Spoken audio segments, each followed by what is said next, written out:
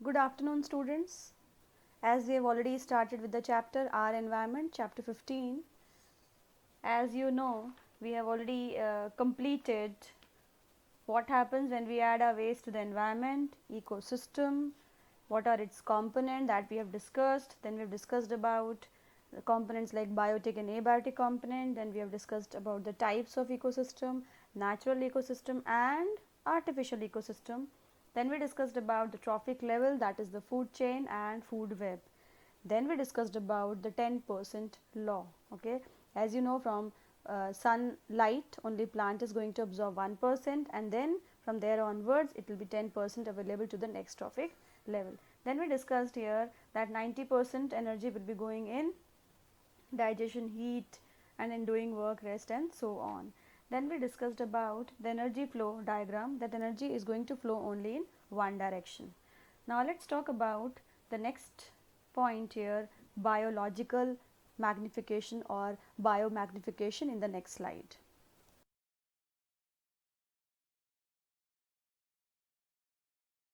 Now the topic biological magnification here. As you all know, that pollution is one of the reasons by which river water is getting polluted. Not only river water, any water body is getting polluted. One of the reasons is the use of several pesticides and other chemicals to protect our crops from diseases and pests. As you know, that farmers are growing crops and they want their crops to be healthy, disease free, and they should get good amount of yield also, right? So what they are doing here, they are spraying pesticides, they are adding fertilizers. Now these all are non biodegradable chemicals, right? Now they all are being washed down into the soil or into the water bodies. Then from the soil, these are absorbed by the plants along with water and minerals. Are you getting my point? Plant is going to absorb water. Along with the water, these chemicals are also going to mix, and along with water it is going to enter the plant. And then from the water bodies, these are taken up by aquatic plants and animals also. Now the same pesticide and fertilizer, being non biodegradable, goes in the water body. There it is going to affect aquatic plants and animals also, as this is one of the ways in which they enter the food chain. As these chemicals are not degradable, these get accumulated progressively at each trophic level. As human beings occupy the top level in any food chain, the maximum concentration of these chemicals get accumulated in our bodies. This phenomenon is known as biological magnification. This is the reason why our food grains such as wheat and rice, vegetables and fruits, and even meat contain varying amounts of pesticide residues. They cannot always be removed by washing or other means. Are you getting my point? So here we keep on spraying because we want our crops to be safe from the insects, from the pest, right? We are not bothered what will happen to the human organism, other organisms and human body, but we are just bothered that yes, our crops should be safe and we should get more money out of it. You can read from the slide also, harmful chemicals like insecticides and pesticides which are used to protect crops from insect and pest are absorbed by plants and enter the food chain. Since these chemicals are non biodegradable, as we have discussed, they get accumulated at every trophic level and their concentration keep on increasing. We are at the top level in the food chain, right? So these chemicals, harmful chemicals, are maximum in our body, which will lead to n number of diseases. The increase in concentration of harmful chemicals in the bodies of organisms at higher trophic level is called biological magnification. Can you see this diagram also here? Concentration of DDT. DDT here, DDT in water is 0.003. Can you see ppm? DDT in zooplankton, small fish, large fish, and finally here, can you see DDT concentration increases 10 million times? And that is why DDT has been banned, but still illegally, if you see, it is being used as a pesticide at many places. It leads to cancer in later life. Now the next question arises here, how do our activities affect the environment? Now the first point which we have discussed here is depletion of ozone layer in the atmosphere, right. Now ozone is a molecule formed by 3 atoms of oxygen. You know what is O2? O2 is oxygen, ozone is O3. While O2, which we normally refer to as oxygen, is essential for all aerobic forms of life, ozone is a deadly poison. However, at the higher levels of the atmosphere, ozone performs an essential function. It protects us from sun's ultraviolet radiations. This radiation is highly damaging to organisms. For example, it is known to cause skin cancer in human beings. Are you getting my point? Ozone at higher levels of the atmosphere is a product of UV radiation. What is UV? UV means ultraviolet radiation acting on oxygen molecule. The higher energy UV radiation split apart some molecular oxygen into free oxygen. Can you see this reaction? O2 is split in the presence of UV radiations into O atom plus O atom. They are highly unstable. Now they will be forming bond. Okay, O2 will join with O atom to form O3, right. These atoms then combine with the molecular oxygen to form ozone. You can see the amount of ozone in the atmosphere began to drop sharply in 1980s. This decrease has been linked to synthetic chemicals like chlorofluorocarbons. You know what are chlorofluorocarbons, which are used as refrigerants and in fire extinguishers? Chlorofluorocarbon, CFCs.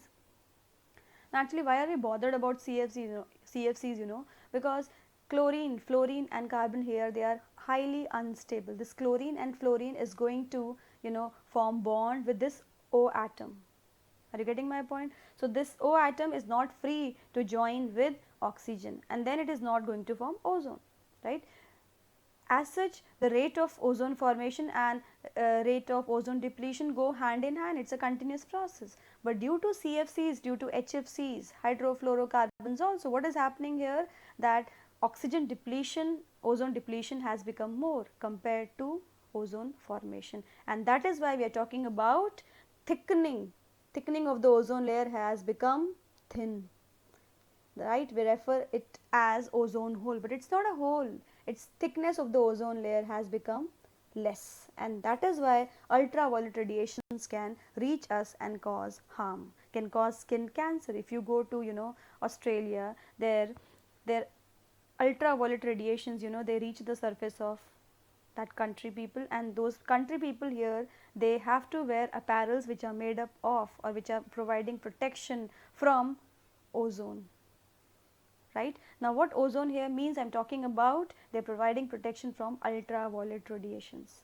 There announcements are being done that so and so time maximum ultraviolet radiations will reach, and that is why people have to work indoors. There n number of people are having skin diseases, skin cancer, right. It is all due to the ozone hole. What is ozone hole? It is not ozone hole, it is the thickness of the ozone layer has become thin. Okay. You can see in these figures here, right, earth layer, then we have troposphere which covers 0 to 10 kilometer, then we have ozone layer, then we have stratosphere which covers 10 to 50 kilometers. You can see here sun is giving 3 types of radiations: ultraviolet radiations, infrared and visible range. Visible range in which we are able to see things. You can see here ozone hole. Can you see the thickness of the ozone hole? The thickness of the ozone layer has become thin, this purple part. The same diagram is somewhere was given in your 9th standard also, just recollect. Let us talk about the last point of the chapter, managing the garbage we produce. Now as you all know that we are generating lot of waste. I told you in the first class itself that we are generating everything we want in packaging, a small eraser, a ruler, a pencil here. We like if someone gives us things in pack. If your parents they bring things in packaging, you like it more, you like surprises. But at the same time here the problem is disposal of the waste, right. So here now improvement in our lifestyles have resulted in greater amount of waste material generation. Before tearing one paper, before throwing anything, we do not think for a second also. Changes in our attitude also have a role to play. With more and more things we use becoming disposable. Now we are very much dependent on the disposable things. Now due to the virus here, now we cannot use things, if you go outside here, then also we have to ensure that we are in a hygienic place and we are using the things which are at least sanitized properly and are disposable, so that if it is not washed properly, at least we know that it is new, that means it is fine, it is not having the infection. Changes in packaging have resulted in much of our waste becoming non biodegradable, right, and there the problem arises. So the household waste is called garbage. Some of the garbage is biodegradable and some are non biodegradable. Garbage causes pollution of air, water and soil. As you all know that we are supposed to segregate our waste, we are supposed to segregate the dry waste and the wet waste, but are we doing it? We are not doing it, we are just dumping it in one dustbin.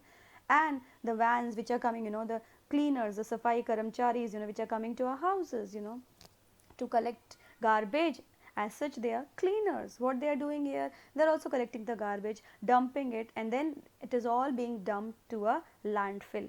Now there in the landfill, many times you must have observed rag pickers, the people who carry a bag and then they are searching something from the garbage. Now they are searching what? They are searching for the plastic bags, so that the same plastic bag they can collect and then they can give it to the vendor and they can earn some money, right. So here we are doing landfills, here we are dumping there, and after 20 years the landfill is changed to a park. Then many times we are recycling metal objects, we are it is being recycled. Then from the biodegradable waste we are generating biogas and manure. Preparation of compost, that we can do at our home also. We can collect vegetable peels, fruit peels, and then we can dump it, and then we can prepare fertilizers, manure, which are actually will be required by your garden plants, your kitchen garden. Then we have incineration where burning is done, and sewage treatment is very, very important.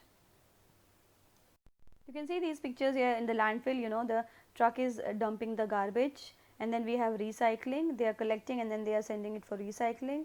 Production of biogas and manure, and still in certain villages of Gujarat biogas is functional and it gives blue colored flame. It is having high calorific value also. Then it is a preparation of compost where all the biodegradable waste will be dumped, and then water will be added, and after 45 days depending on the amount you will get your manure, which will be black in color. Now we will discuss one more example here. If you ask your parents, they will probably remember a time when tea in trains was served in plastic glasses which had to be returned to the vendor. The introduction of disposable cups was hailed as a step forward for reasons of hygiene. No one at that time thought perhaps that the impact caused by the disposable of millions of these cups on a daily basis. Just imagine, people used to throw it out of the window, or they were lying on the railway track. Still you can see that. Some time back, kullhad is, have you seen kullhad? It is made up of the top layer of soil, which is a fertile layer, as you all know. So these kullhads were made when Lalu Prasad Yadav was the railway minister, and that is again disposable cups made of clay were suggested as an alternative, but a little thought showed that making these kullhads on a large scale would result in the loss of the fertile topsoil. Okay, and this topsoil formation takes 1 inch of formation takes place thousands of years. Now disposable paper cups are being used, but do you think that they are solving the problem? In fact, they are still increasing the problem. So children, we have completed the chapter. Now let us discuss question answers.